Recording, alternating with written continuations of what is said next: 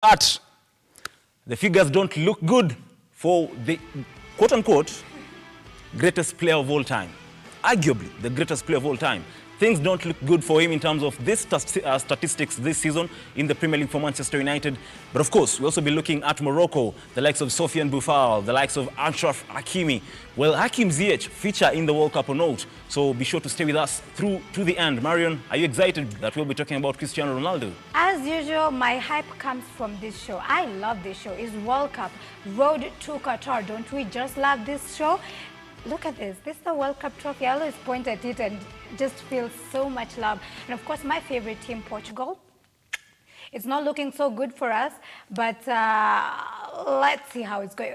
We struggled to actually come this far. So yeah, we'll be talking about Portugal, we'll be talking about Morocco. So be sure to interact with us on our social media platforms, YouTube, Facebook, Twitter. Talk to us. And of course, Signet Star Times at Lookuptv.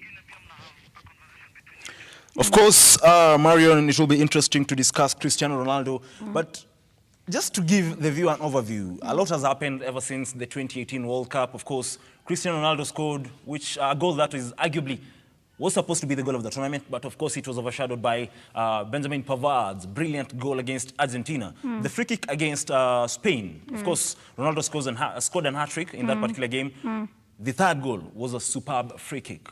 Ever since then, a lot has happened. They've gone to the Euros. Their performance in the group stage was, of course, encouraging, but they lost in the round of 16 in the run-up to Qatar. Ever since 2018. Of course, they won the Nations League in 2019 without Cristiano Ronaldo in the finals because he got injured. And of course, Eder scored the winner. How do you term their progress ever since Russia, now that we're going to Qatar this month? Unsatisfactory is the word. Now, I know I'm a Cristiano Ronaldo fan, I'm a Portugal fan, but we place it as it is, open, wide. Look at Portugal. After 2019, so to say, we had so much hope with Portugal. Like, we had drunk them here. Portugal is not a team that is new to this. They have made 8 appearances. So this is a squad that is known, global platform, European participation. This is a team that is prone. They know the drill. But after that, I didn't like it. I don't know if it's because they depend so much on Ronaldo. You know, you don't depend on one player. There's always that one-man factor. As much as he's the best, arguably one of the best players in the world, but look at Brazil. I always refer to Brazil. Why? Because it's a teamwork. Like, you can't say Neymar peke yake ndio ushikilia team. But you know, for example, in the Euros, in the Nations League finals in 2019, they played without Ronaldo. So I wouldn't really say they do depend on Cristiano Ronaldo or they're overburdening Cristiano Ronaldo. I think Portugal is a team that has quality. It does. It has depth. It does. So maybe it's a case of players not showing up for the team. Because players like João Felix is a very talented youngster. Bruno Fernandes, a very, very good footballer. So maybe it is a case of not stepping up when needs be, as compared to, you know, depending on Cristiano Ronaldo for things to happen. Well, that could be one of the factors, but I still feel that there is so much pressure on looking at this particular player, and you're looking at him as, without him, our moral esteem goes down. But notice how every time he's out, how they play quality football. Not that he's not bringing the glue to the team, but these players need to have confidence in themselves more, that even without Ronaldo, even without the Ronaldo factor, because let me tell you, Portugal is, when people talk about Portugal, they talk about Ronaldo, unfortunately. And there's so many good players. There's so many quality players. We have seen the whole group is impactful, they're strong. But for me, I think that there is that burden of Cristiano Ronaldo showing up. So I feel like, we should. It's a teamwork. And right now he's aging. So right now he's aging. So there shouldn't be much of that Ronaldo factor. I mean, we can talk about Cristiano Ronaldo for as long as we can. But just to go back to the results at the Euros in 2020, the last Euros that was supposed to happen in 2020, but because of COVID-19, of course, it didn't happen. They won 3-0 against Hungary. They drew 2-2 against France. And of course, in the round of 16, they lost to Belgium. Yesterday, of course, we spoke about Belgium and their golden generation. Talked about them. 1-0, courtesy of Thorgan Hazard goal. Now, after that, it has been qualifiers after qualifiers. The question is Portugal really prepared? Because the teams that they have faced ever since the Euros are teams that are ranked very low in the FIFA rankings. Yeah. Because there's been the debate about Portugal always facing teams like Estonia, Macedonia. Serbia. Now the question is, for you to prepare for such a very high-end competition like the World Cup, you need teams that play good football. Yeah. You need very proper opposition. So is it a question of the need for UEFA and FIFA to abolish the sort of the Nations League, because Portugal do face such teams in the Nations League, such that there are friendlies that Portugal can play against top-tier teams. For example, Italy, England, Spain, for them to gauge where they are going into the World Cup. Do you think the Nations League should be done away with for, so that they can create a situation whereby teams can compete with teams that are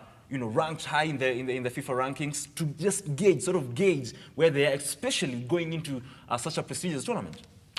When you say it like that, I feel like it's that Wenger debate on Super League, where they are just like, we need to put all the top teams. But yes, certainly that is a factor, because Portugal, they may work with confidence, but they haven't played with those tough teams. So that is going to affect them. And as they walk into the World Cup, I don't think they have so much confidence. I mean, they even struggled to come this far. They even struggled to make it this far. So I think they should do away with it. It's also controversial. I don't want to be in that picture. Okay, no problem. I look at their key players, because various teams do have players that they do depend on. They do depend on. Cristiano Ronaldo is one of them. Ronaldo aside, there's one player, Rafael Leao, who plays for AC Milan. He's been making the headlines, or he's been on the headlines for quite 2 consecutive seasons. Last season, I'd personally say is the reason as to why AC Milan did win the league in Italy. Now, there's Leao and there's Joao Felix, who I do believe hasn't fulfilled his potential. Because when Felix came from Benfica to Atletico Madrid, there was a lot of talk about how he's going to rubber stamp himself as one of the great players in that particular league. But ever since then to today, he hasn't showcased what he's really made of. Certainly. Now, Cristiano Ronaldo, this season, in the run-up to the World Cup, has got only 2 goals in the Premier League and 1 goal in the Europa League.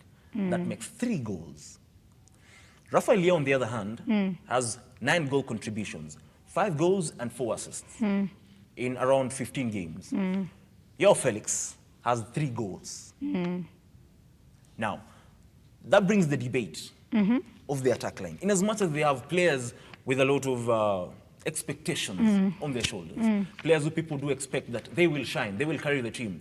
They've been misfiring. So, do you think they are ready enough for this World Cup? The front 3 especially, Joao Felix, Rafael Leao, and Cristiano Ronaldo. Having it in mind that Cristiano Ronaldo has not been playing at Manchester United. There have been debate about his attitude at Manchester. He's been sitting on the bench. Now, has he had enough time to prepare? The same with Joao Felix, because he's not a regular starter with Atletico Madrid. The only regular starter is Rafael Leao for AC Milan. So do you think the attack line, the front 3, are ready for Qatar? I don't think so. I don't think so. Like you said, when you look at this player, we look at Felix, we look at Cristiano Ronaldo. Let's start with the Ronaldo factor. Ronaldo's quality is evidently going. It is dipping, of course. And And there's a lot of factors contributing to it. Like you said, one of the things they said is attitude. Now, I don't know about attitude. I trust in Cristiano Ronaldo.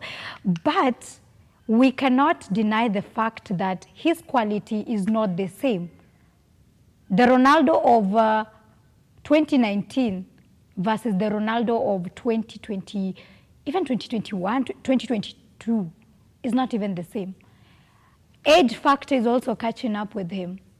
Can he still have so much weight on his shoulder right now and carry Portugal all the way up? Absolutely no. He can't do it. And the front three attack line is not looking good for them, honestly.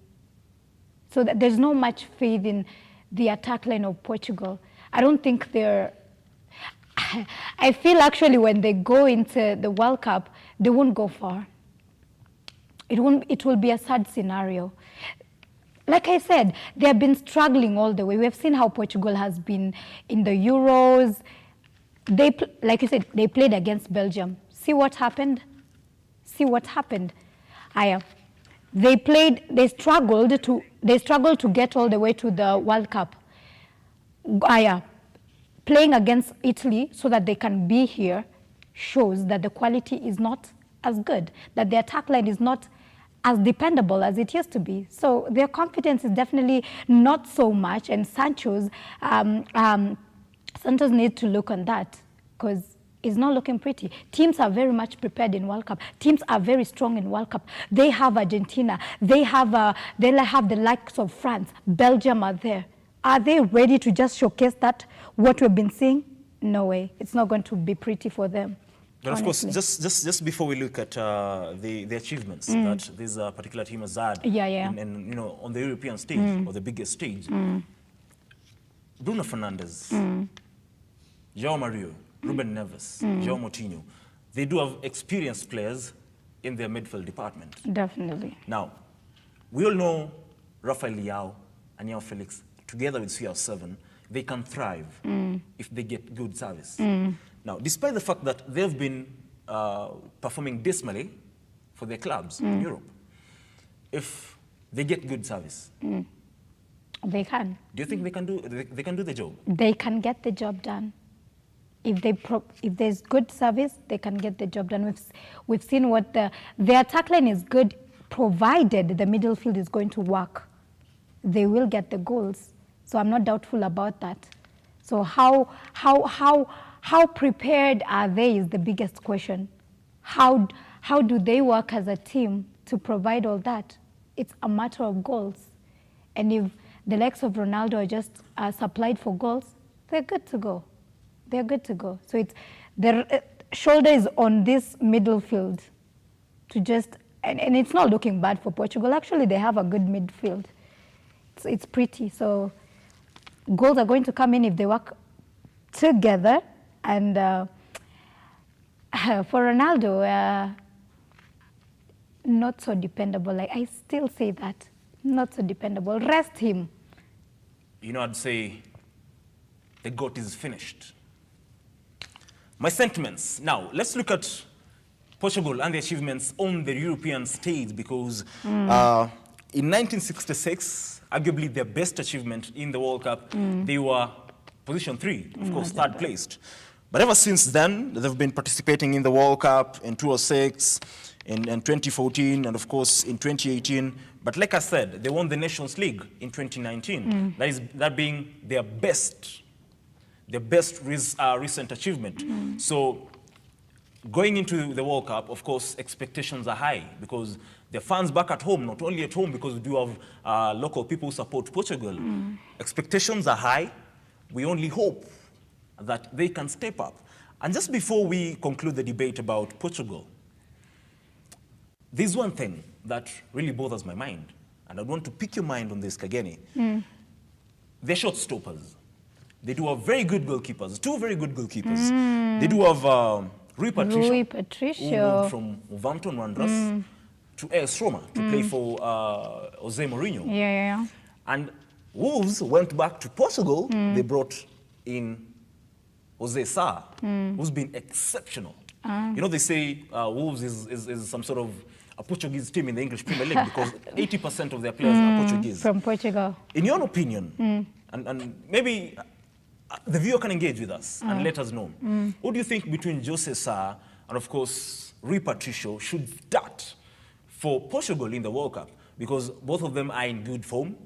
But personally, I'd pick Jose Sa over Rui Patricio. What do you think? Based on their performance as well so far so good this season. Actually, I was checking I was going through the internet, and a lot of people are just predicting that Santos is going to start with Jose. Actually, Rui Patricio, chances are, as much as experience he is on the game, like I said, Jose has been remarkable, and chances are he's going to be starting, and this will force Rui Patricio to be goalkeeper number 2.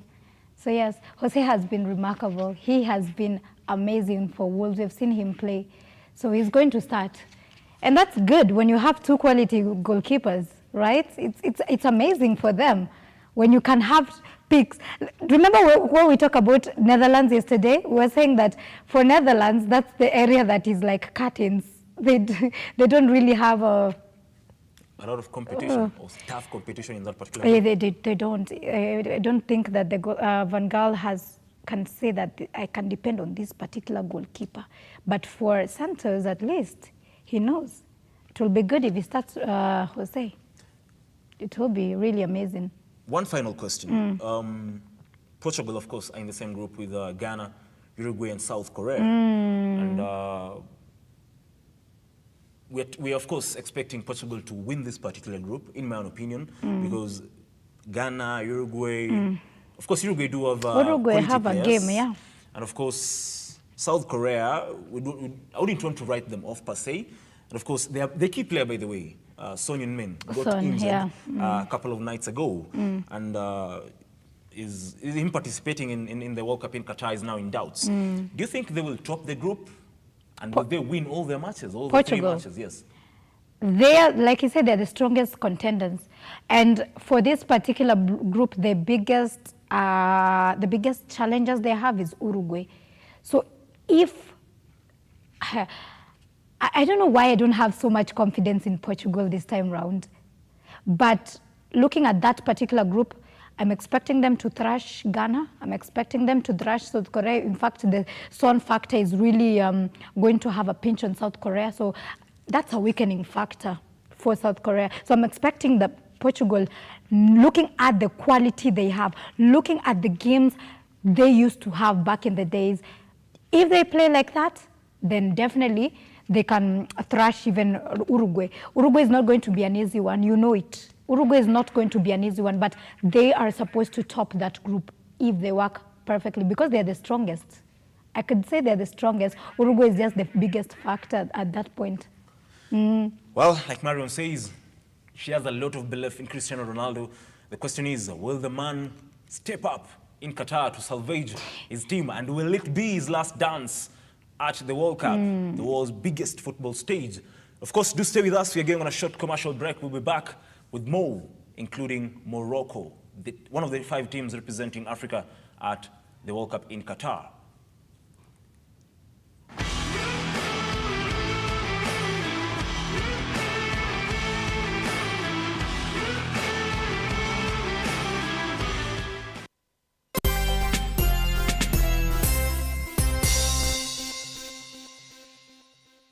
Vera Beauty and Fashion College is focused on being the leading technical and vocational training institute in the region.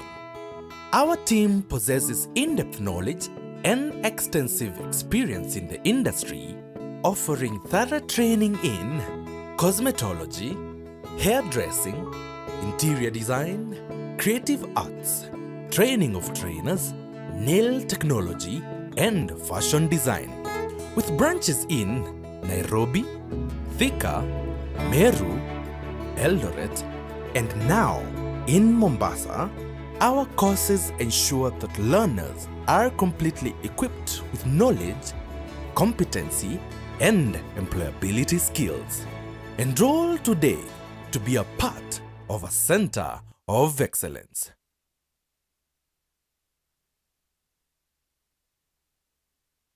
Vidokezo vinaletwa kwako kwa hisani ya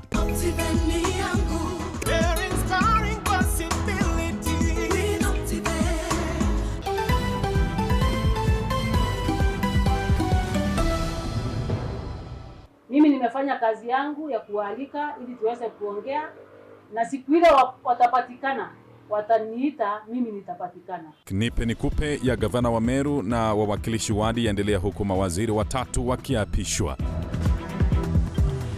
Let us prioritize clearance of the children matters, especially those that have been in courts beyond 6 months. Jaji Mkuu Martha Koome hakikisha kwa kesi zinazozunguka watoto kuharakishwa.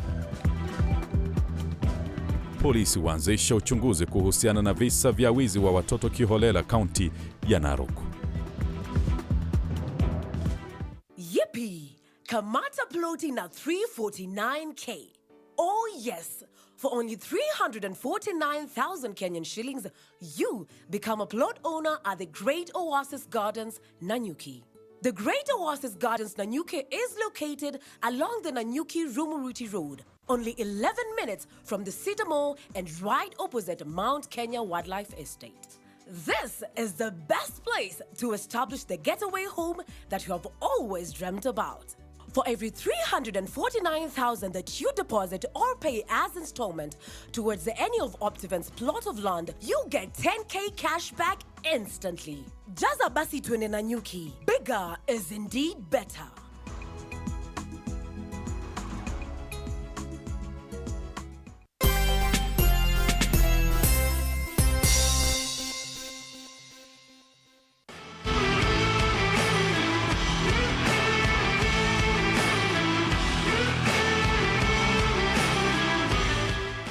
Welcome back. This is the World Cup show here on Lookuptv, the home of sports. And like we promised, we'll be engaging with you about the Moroccan national team. But before we do that, we do engage with the fans. We want to know what the fans do think about the teams that will be participating in the Qatar World Cup starting this month. What teams will they be supporting and what do they expect? So very own Robert Chacha went to the field. Let's have a look at what the viewers and the fans had to say about their teams and their expectations. My name is Ahmed Abubakar. I'm a fourth-year student. World Cup, I'm supporting Argentina. My reasons are they have really performed. They have good records since 2016. Then they have won couples of trophies. For example, they won Copa America and internationalize, something like that. I'm forgetting the exact word. So if you look the form that they have had so far, they are performing very well. They have got good players, the likes of Messi, Martinez, Lautaro Martinez, Lisandro Martinez, you see, Di Paul, so Di Maria, those are the big names. So at the end of the day, coming next month, Argentina will lift that trophy. Yeye amesema Argentina. Bana, wewe unakubaliana kwamba Argentina watachukua kombe la dunia mwaka huu? Kwanza, my name is Gerisho Mwanjala. I'm a third year. According to mimi, Argentina ndio wana upato wa kubeba hii kitu, lakini mimi naenda na Senegal. Mnyama. Mbona Senegal? Mnyama hapo Senegal mwenyewe. Kwanza mimi ni Mwafrika, lazima ni support timu yangu kutoka Afrika hapa kwanza.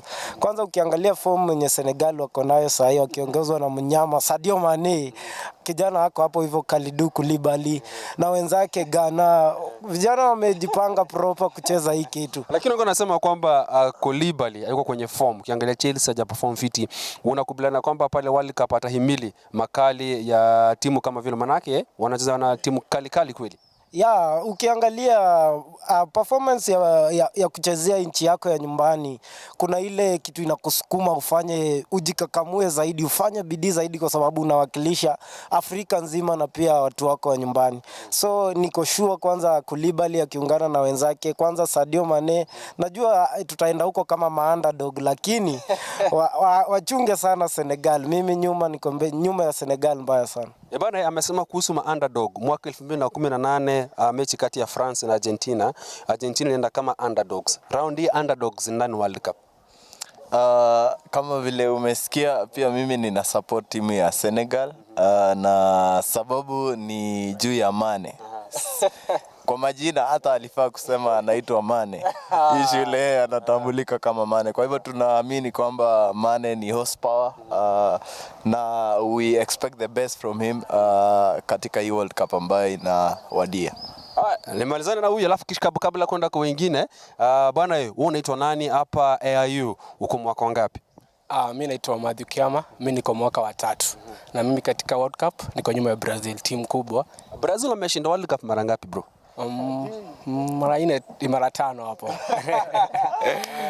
Unapigia Brazil kwa watashinda? Brazil wana kikosi. Hizi zingine sio vikosi, ni watu tu. Lakini pia 2018 walikuwa na squad. 2018 nimepita. We are focusing on the future. Sawa, wanasema wako na future tanda future na wazona na confuse huyu.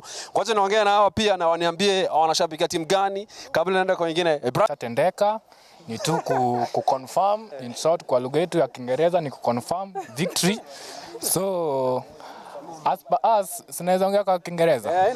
As per us we have come to confirm the victory of the last time. So we are not seeing anything that can stop us from reaching our aim. Lakini wanasema kwamba Pogba hayuko kwenye squad. N'Golo Kante ni 50 kwa 50. Hapo katikati kuna Kamavinga na Tuchomeni. Ukushuku kwamba hawa jamaa watafanya ile kenye N'Golo Kante na Pogba wanafanya? Tumesikia imejaribu kutuathiri kama sisi mashabiki wa Ufaransa, but chenye lazima tujue Ufaransa ni timu ambayo ina develop from time to time. So tuko na wachezaji kama Chumeni vile umesema, tuna Kamavinga, watajaribu kufill spot ya au wenye wakuwa ili at least France irejee penye ilikuwa. Ngoja naongea na huyo ambaye ni mkuu wa kitengo wa sport hapa. Asante sana bwana kutukaribisha wewe. Of course, those are fans. You can hear those supporting France. They're very expectant, very high expectations of their team without Pogba, without Kante. Like he said, he's expecting Tchouameni and Kamavinga to step up and carry the French national team to yet another World Cup win. Marion, you've heard what the fans are saying. Most of them are supporting France. Actually, before, just quickly, I definitely want to take some of the views of Pale Mtandaoni. Facebook, James Kenya says, World Cup near England. James Kenya says the World Cup near England. So I quickly wanted to just read that comment. Of course, talk to us through our social media platforms and let us know where you're watching us from, and we'll be reading some of those comments. Of course, talking about comments, I do have text messages over here, and of course, Elvis Wafula from Rongai is saying he's watching the show, and of course he's expecting England to win this particular World Cup. Okay. And of course, Matthew Keep Career from Eldoret is saying Sho Ikomoto Kabisa is expecting France to win. Now, Marion, we will be talking about, or rather we are jumping to talk about Morocco, one of the teams that will be representing Africa in the World Cup in Qatar. Of course, the Atlas Lions. This is a team that their performance in the African Cup of Nations, that is the most recent tournament that they've participated in, their performance was not that good. Heading into the World Cup, they do have a lot of expectations on their shoulders, of course, and they do have players, just to start with. Some of the players that they do depend on, one of them is Hakim Ziyech, who plays for Chelsea. And of course, he didn't go to the African Cup of Nations. There was a feud between him and the coach. And at one point he said he will not represent Morocco any further. And he has, hung his boots in terms of representing Morocco. They do have Hakimi, who plays for PSG. They do have the likes of Roman Saiz and Sofiane Boufal. Do you think Morocco do have the quality to start with to propel this team to at least get out of the group stages and go to the next round, which will be the round of 16? As we have seen on our screens, the Morocco is slotted alongside Croatia, alongside Canada, alongside Belgium. So it's not a quite, it's not the group that you like to be in. You like to be in. It's aired actually Group F: Morocco, Canada, Belgium, and Croatia. So the Atlas Lion do have a lot of task. Ziyech factor is still doubtful. I don't know if he's going to make it because I really don't know all these factors, how they're going to play. Morocco, well, let me just say this quickly. Morocco has been unsatisfactory from the AFCON. They won it once, right? Back in 1976, if I'm not wrong. Yeah, 76. Right. And then after 76, their best performance has been in 2004, where they reached the second runners-up. So after that, it has not been quite pretty for them in the African tournament. They're not new to the World Cup, so this is where the pressure mounts. If you're struggling in AFCON, then World Tournament is not going to be easy on you. Of course, talking about their performance in the AFCON, they drew 2-2 with Gabon. They won against Comoros 2-0, I do believe. And of course, they did win against Ghana 1-0. But they went ahead to play Malawi in the round of 16. They won 2-1, but they lost to Egypt 2-1 in the quarterfinals. So I can say that performance is one that you'd say encouraging. Yeah, because based on the fact that Egypt got to the finals, despite the fact that they lost to Senegal, the Lions of Teranga, it would be an encouraging performance per se. Now, the question is, if Hakim Ziyech is not there, who will they be depending on? Who will they look up to? Because someone like Sofiane Boufal, a very experienced attacker, has played in the Premier League, has played in the French Ligue 1. So these are players who have experience, you understand? And they are players as well. Roman Saiz, like I've said, is a defender who's played in the Premier League, played for Wolves. Yacine Bonu, who plays for Sevilla in the Spanish La Liga. So most of the players do play in Europe's elite leagues. Do you think, in as much as they do, I'd say that is a group of death. For Morocco, it would be because Belgium, Croatia, these are world heavyweights. Yeah. So do you think, in as much as it is a tough group, they'll probably manage to win at least a game or two? Or what would be your prediction in terms of their results in this particular group? That is the group of death. Honestly, very sad for Morocco. I'm feeling it for Morocco because I'm supporting all the African teams because Croatia is not, this is a team that was in the finals in the World Cup, and ever since they have been showcasing what they're capable of. So the Ziyech factor is not really quite something because he's not been playing much for Morocco. So when you look at Belgium, they can only afford to showcase at least against Canada, which is not an easy team we can't underrate it, Keitany. Well, of course, we can't underrate all that, but just to give the viewer a picture of Morocco's achievements, how have they been performing on the bigger stage? Like Marion said, they won the African Cup of Nations in 1976. And of course, they've participated in the World Cup a total of 6 times. That is quite a number. 6 times, it shows that they do have what it takes to be at the top, or rather the best stage to compete. And of course, their best achievement was in 1986 when they were the first African team to finish top of a World Cup group. So that tells you that this is a team or a nation that has experience in terms of being in the World Cup. So of course, we cannot write them off because heading into the World Cup, the qualifiers, they won all their 6 matches in the group. All the 6 matches. And of course, they were pitted against DRC Congo in the final qualifications. They drew 1-1 away to DRC in the first leg. But in the second leg, they showcased their class, what they're made of. They won 4-1 at home in Casablanca. So to me, I do feel like the African teams, just to be specific, the teams including Morocco, Tunisia, Egypt, these are teams that have been playing quite consistently.